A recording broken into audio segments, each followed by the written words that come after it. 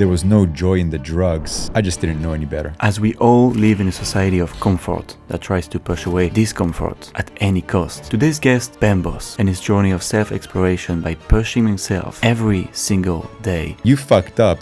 tells a powerful and very wonderful story about the importance of discomfort It's fucking cold. in cultivating happiness. Welcome to The Telling Room, the non-fiction of ordinary people. I spent a lot of time as a 8-year-old onwards questioning if I'm worthy of love. And when I look back at the little boy that I was, I'm like, wow, that's something a parent wouldn't wish on their children, right? Tuning into that little boy, there was a lot of unsafety. This little boy turned 15, he became a drug addict. As far as I remember, there was no joy in the drugs. The joy was more in the numbing. When you're a drug addict, you start to have community, a sense of belonging. And that's what it gave me for 10 years. And when you're on drugs, it brings out sometimes good parts, but also pretty distorted parts. And fast forward, there was a moment in my life, and this was around 8 years ago. I'm not so good with timelines right now. In my search for love and the frustration to feel love, I started to date a lot of women without commitment. And without knowing it, it got to the point where I got sick of it. Like there was no joy in having women in my life. They would come to my place, we would have sex, and then at some point, when is she going to leave? And that's when I started to feel sick in myself. And I knew something had to change. And that's when I decided that I'm not going to date anyone else until I sort something out within myself. And I just didn't know what that was. And as soon as I surrendered to that, 4 months later, I met a woman again.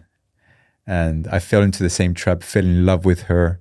2 years in, me getting angry, I just blamed her a lot during that time. I took zero responsibility. And by the end of the relationship, I felt really lost. Yeah. And then I came back to the same conclusion. Something needs to change inside me. And what I saw, there was no one on this planet that could save me from this. There was no book, there was no workshop. I needed to do some kind of work. I didn't know what that would look like, but one day I found myself doing physical training outdoor, and then I jumped in the canal. It was winter, and I had my phone with me. I put a timer for 10 minutes. Obviously, I never did this before. I remember always feeling scared of the cold. I used to wear layers. I came home. I got out of the water after 10 minutes. I just could barely use my hands to get dressed. Even though I was in a lot of pain and the actual act of what I did that day didn't make any sense, I repeated it. And every day with a timer, and I started making videos of myself in the rain, holding at the ledge of this canal, and it was just disgusting water. Like I remember, because it was like 5 a.m. back then, there were like nappies floating, like just garbage, and I'd be sitting in that water, and somehow I just didn't know any better. But somehow that intensity helped me cultivate something that couldn't be learned in books. So fast forwarded today, I'm very consistent with that ritual. I always thought that this ritual of exposing myself to the extremes can be going on long runs, training, but I get up every day at 3:40, as you know, that's already very uncomfortable. And it doesn't get easy, Victor. It doesn't get easy. And it also didn't make me a better human being. That was the illusion I had. I was in a conversation with my partner, and then I just couldn't hold the space because I take on so much that I exploded. And that's when I realized that this way of living is good for some things, but it doesn't support me in keeping my cool in a conversation with my partner. And that realization gave me that I also need to create space to be able to do that also. The way I live is not a formula for everything. What it gave me was to live from my core to what I see. I'm not as scared to take action. I'll take a lot of risk. And I mean, the fact that I'm in this relationship was also a risk that I took. I saw her, she was with another man. I thought they were together. And I approached, wondering if you guys are together. And he said, oh, it's my twin sister. I was so happy I wasn't beaten up. So I see that there's so many not missed opportunities in the way I live. I like the expression, I'm not a kite in the wind, getting blown left, right, back, forth. I'm taking a hot shower this morning, right? I'm shaving my head. It's nice and comfortable. I can be in that hot shower. It's so good. And then I put on the cold, and keep in mind I came from the morning swim already, and it's fucking cold. Can we say fuck? Yeah. It's fucking cold. And that's where I see myself deepening the relationship I have with myself, accessing myself, feeling myself, and getting to see what am I made of as a human being, as a man. How am I dealing with this moment? And to be honest, like I said midway, I don't always deal with it the way I want to deal with it. But what I can say is for sure is that there's always an awareness looking at this guy saying, you fucked up. Especially when I'm in bed, I know where I've not lived to my fullest, put it that way.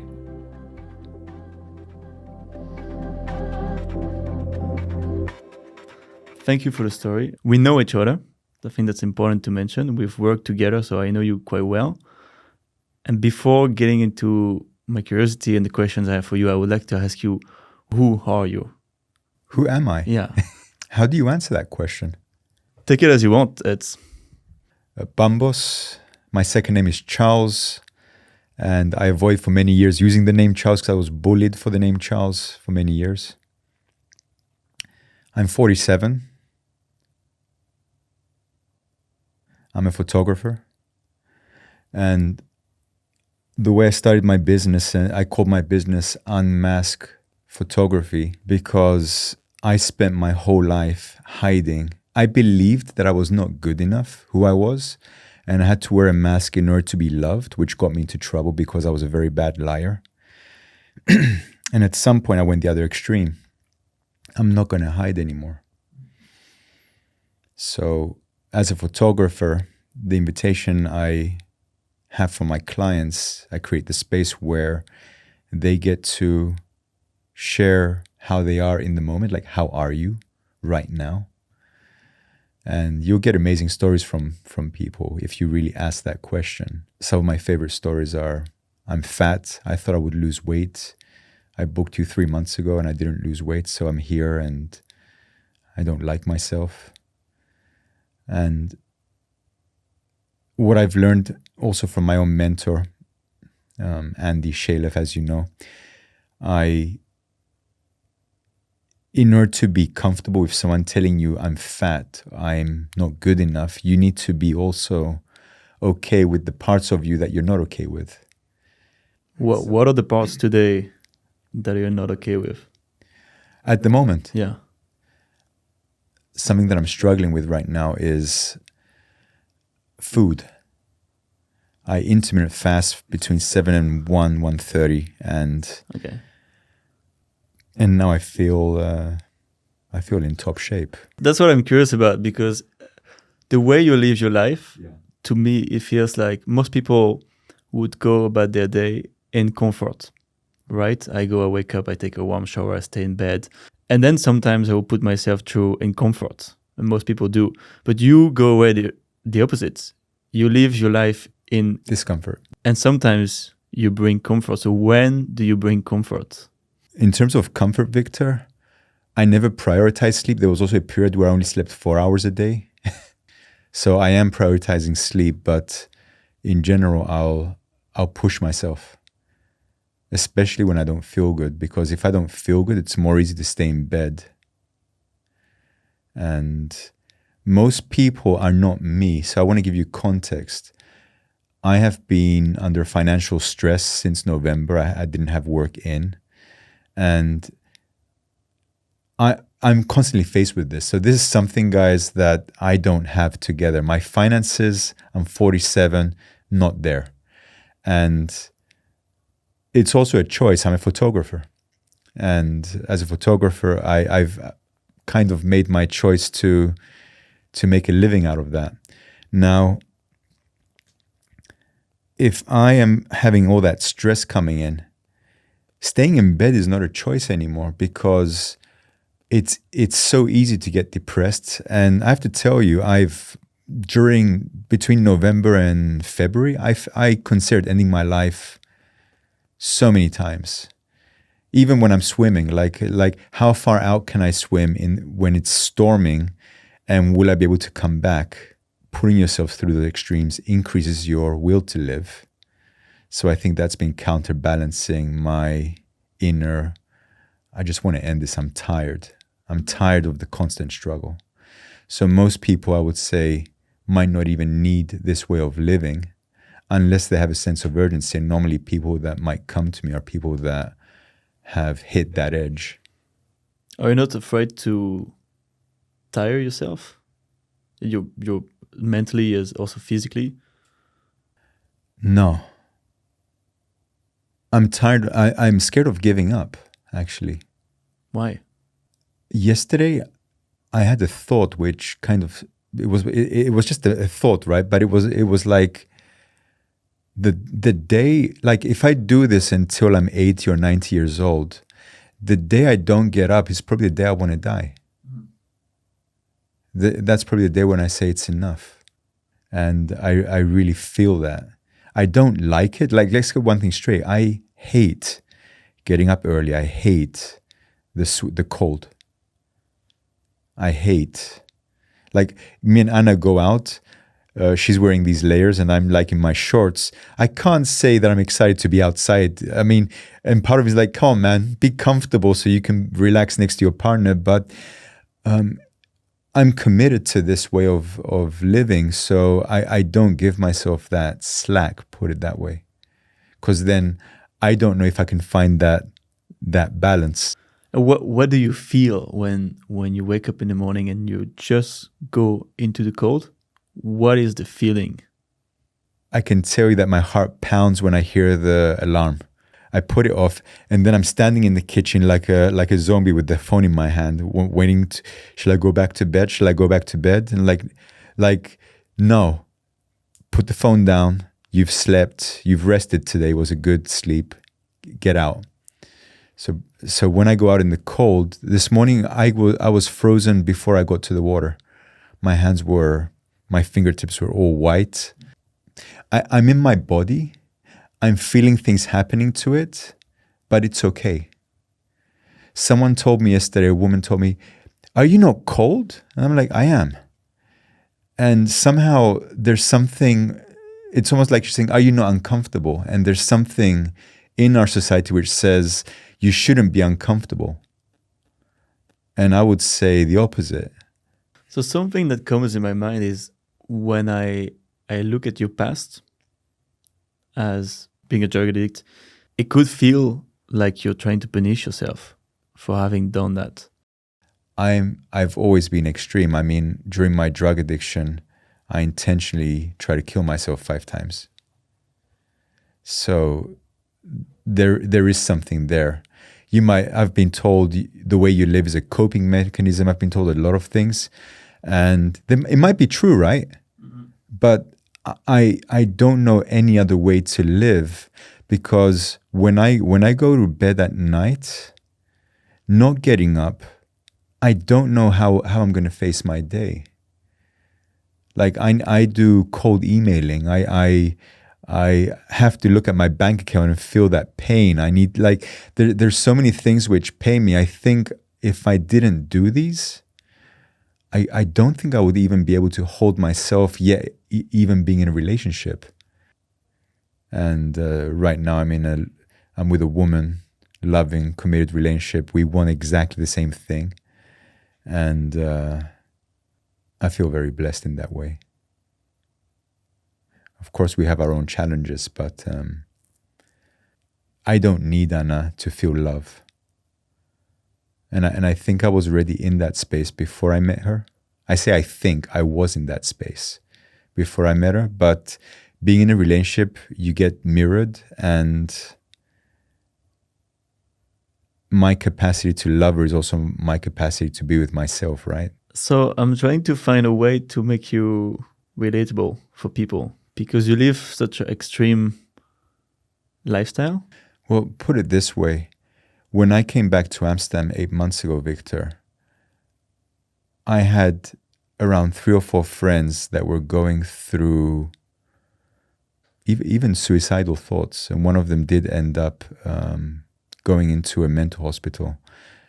And for me, it was easy, man, get up and give yourself a ritual, push yourself and let yourself have another experience than staying in bed and going in, because I know what it is to be emotionally shut down, not wanting to get out of bed, not wanting to face the world. And when I'm out on the streets, I don't really see happiness. I see people having comfortable experiences, like even the restaurant outside where I live, where people stand in line to have this Korean sandwich. I don't know if, like, I don't see them being happy waiting for 2 hours in the line. They probably get the food. I don't even know if they're conscious enough to really enjoy it. And then they're out of there and they're looking for the next experience.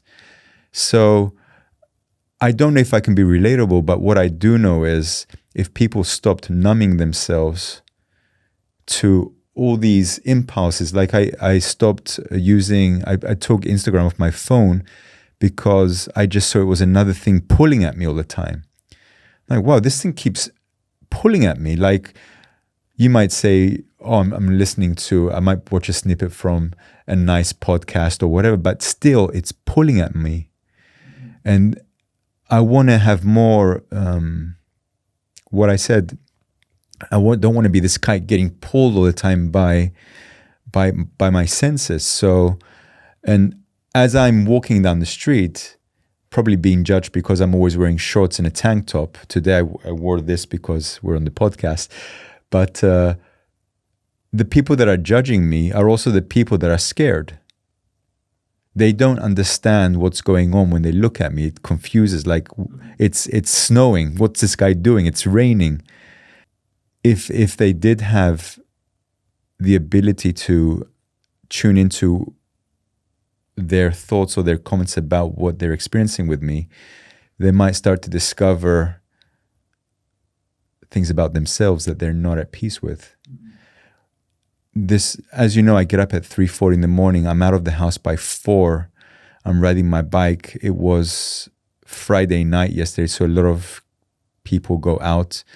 I'm riding my bike to the canal. All I see is drunk people who are behaving a little bit absurd, like breaking things, shouting. And for me, they needed to take a substance, which of course I recognize, in order to be more of themselves, actually. It brings out parts of themselves that they possibly suppress. And don't take my word for it. I'm making assumptions and I want to fully own that. These people might even be from good families. They might have a really good job, but you give them a little bit of alcohol or a drug, something else comes in, which for me, it's kind of scary sometimes to see how people behave when they are like that. So I also know you for doing the connection games. Yeah. It's an event that takes place in Amsterdam regularly in your place. Can you tell us what it is, where it comes from, and what are you trying to do hosting these events? It's no different than what I shared about my photography business. It's about creating a space where people can reacquaint themselves with their humanity. You're looking at someone and you're just saying, "How are you?" And you're letting them answer, "Thank you." "How are you?" You're letting them answer. But what I do know is if someone keeps asking the same question, at some point, the first answer and the last answer will not be the same because you've gone deeper. Mm-hmm. And because the other person that's asking, "How are you?" is not interrupting you or bringing themselves into, they're not taking space, but they're giving you space, then because you have that space to answer on repeat, you can go deeper in yourself and kind of discover parts of yourself that maybe you weren't even aware of. And if you have a space where people come to meet each other on a more honest level, and as you know, people might cry or they might get triggered, it's real. We're not pretending in that space, and that's what I live for. That's what I love. So we've been talking a lot about pain, discomfort, comfort, and I'm wondering, what are the things that you care about? I noticed the first thing that comes to me is my mother.